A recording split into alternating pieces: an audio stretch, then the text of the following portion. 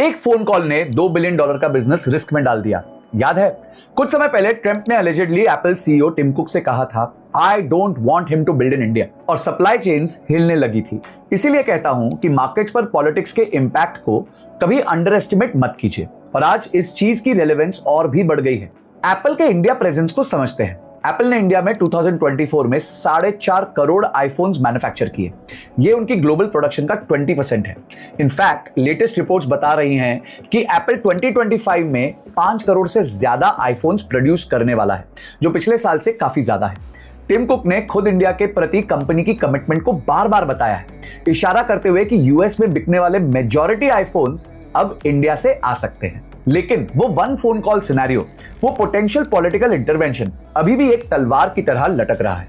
Political risk theory में एक important concept है, कास्केडिंग इफेक्ट।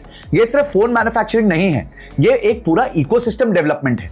जब एप्पल जैसा ग्लोबल जायंट इंडिया में इन्वेस्ट करता है तो हंड्रेड्स ऑफ सप्लायर्स आते हैं, थाउजेंड्स ऑफ जॉब्स क्रिएट होते हैं और इकोनॉमी को मल्टीप्लायर इफेक्ट मिलता है। अब अगर ट्रंप की पॉलिसी इंप्लीमेंट हुई तो इंडिया का मैन्युफैक्चरिंग ग्रोथ इंपैक्ट होगा।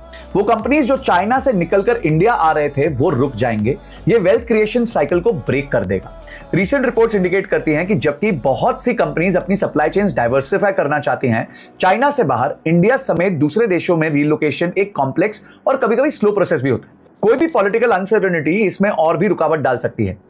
यहां हमारे लिए सबसे इंपॉर्टेंट बिजनेस लेसन यह है कि प्रॉपर स्ट्रैटेजी के बिना पॉलिटिकल रिस्क मैनेजमेंट बिजनेस के लिए एक बड़ा ब्लंडर बन सकता है, स्पेशली आज के वॉलेटाइल जियोपॉलिटिकल लैंडस्केप में। इसलिए लॉन्ग टर्म में हम इंडियंस को ग्लोबल डिपेंडेंसीज कम करनी है, लोकल मार्केट्स को डेवलप करना है। आत्मनिर्भर भारत का कॉन्सेप्ट अपने चैलेंजेस के बावजूद इस कॉन्टेक्स्ट में और भी जरूरी हो जाता है।